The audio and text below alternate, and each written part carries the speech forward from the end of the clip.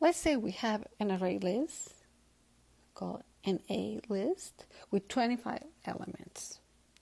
And we want to remove every fifth element in an list. So here is the illustration of having it 5 by 5, 5 rows by 5 columns. And here are all the random numbers between 1 and 1,000. I did not include the 1,000 here. So obviously the fifth element has index 4. So let's start removing and see what happens. So if I remove the fifth element, actually let me go back a little bit, right? And let me circle the ones that will technically should be removed. So we want to remove all the elements in this column, right? That's every fifth element in the array list. All right, let's go now to the other one, and let's start removing with, let's say we use a for loop. Right? So at every iteration, let's start with I is equal to 0. We count 5 elements, so technically the one that has to go is this one. That one has to go. Now remember, an array list removes it,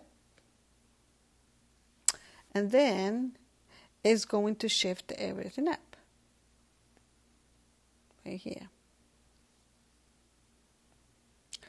And then it's going to be shifting everything. Oops, interesting concept. How did I do that? Oh, there you go. I'm learning this new. So everything is going to be, I don't know, I could do that. Everything's going to be shifted. Let me make sure I'm done. And now we have a problem over here, right? What's the problem? I guess I have to use, do I have to use this one? No, this one shrinks it. So something is happening here, right? What's happening? Whoa, we just lost the next fifth element. It should have been 822. I'm going to keep on shifting things because I'm going to need it for my next slide. Anyways, let's see if I grab it rightly. So everything keeps on shifting, and that's one of the reasons why I said from the beginning that's an advantage of using an ArrayList, because you don't have to worry about exactly what I'm doing right now. Shifting things. Oh my goodness. There you go. I know, I'm crazy. All right, let me see if there you go. A little bit time consuming, and of course the computer can do it very quickly, but I do want to do this illustration because that is some of the, well, not all of it, some of it is actually understanding our thinking process when we do things and how the computer will actually do the interpretation of what you're thinking. So there we lost it one element, which is what we expected. Here we have a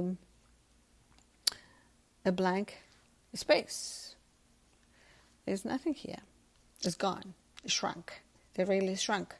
As opposed to an array, then you still have the space there. You have to fill it with something, depending on what you're using, right? All right, so now I is going to become, if we went through the whole process, right? I is going to be, in the next iteration, I is, let's see, we counted I is equal to 4, right? So it goes through blah, blah, blah, goes to 4, and now it's going to go all the way to I is equal to, what will be the next one then? Not 10, but it's 9, right? Nice, 9. So technically, the one that we want to get rid of will be this one over here. But we did say originally that we didn't want to have that one off. We wanted to remove 822. But where is 822 now? Well, 822 has been shifted, which is expected, right?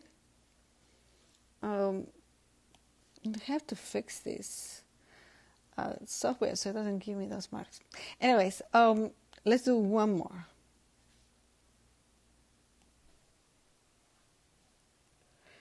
All right, so let's go to the other one, and here we end up with, okay, we did this one away. Now I is 9. Obviously the one we're going to remove is 87. This is not the one we wanted to remove. We wanted to remove 822. So this one goes away.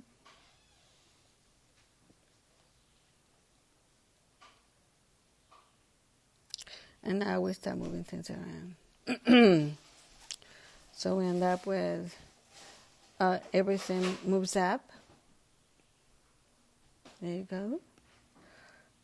All of these ones actually get shifted. And take a look. We keep on losing the target. We miss the target. Whatever we wanted to actually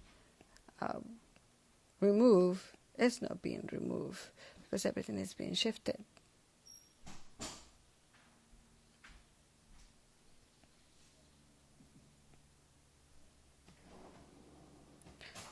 And that's why you need to manipulate the index in such a way that this doesn't happen. So I had given multiple options. Well, it wasn't really multiple options. I only thought of 2 out of, right, quickly.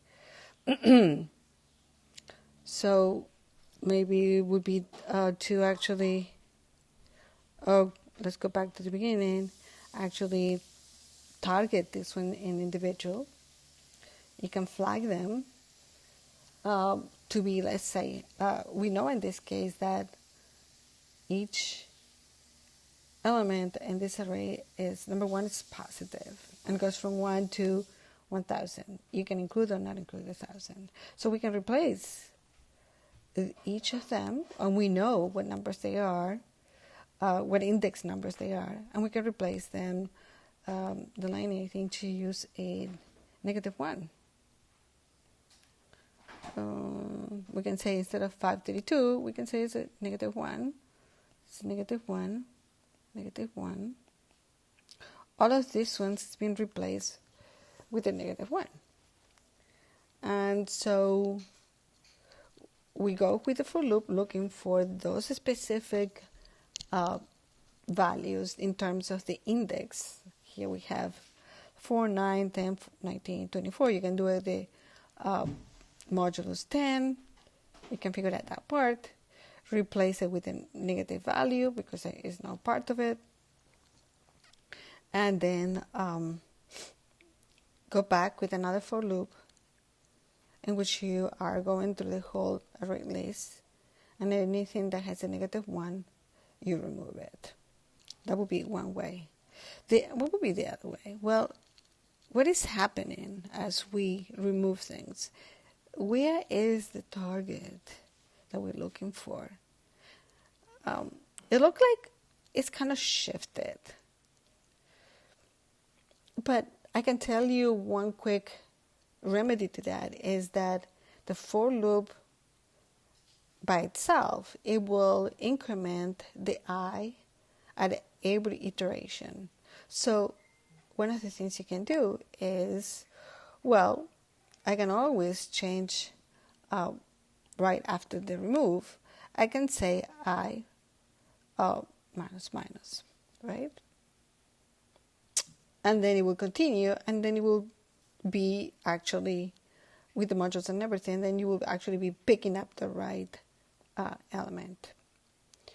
A good exercise would do something like I did, tracing all this, and see if in fact works. You can do a mental exercise to see if it works, or you can just test it in your program. Well, give it a try. But that is a problem that you have to figure out. This is part of what really computer science is. It's not just about coding, it's about figuring out good ways to do processes like this, and that's what makes a program have a good algorithm. Okay, I hope this helped. Bye.